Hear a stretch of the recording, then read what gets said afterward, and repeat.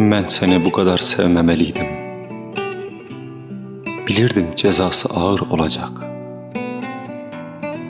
Mən səni bu qədər sevməməliydim. Bilirdim bu sevgi çox ağlatacaq. Bilirdim bu dünya əzəldən budur.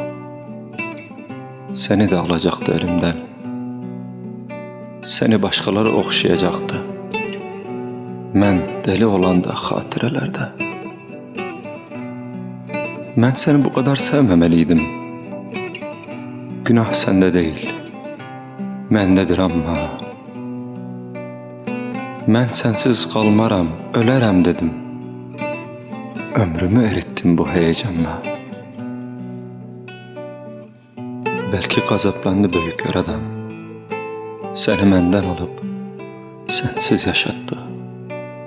Amma yaşamıram mən sənsiz, inan. Talihim sus deyib, sənsiz yaşatdı.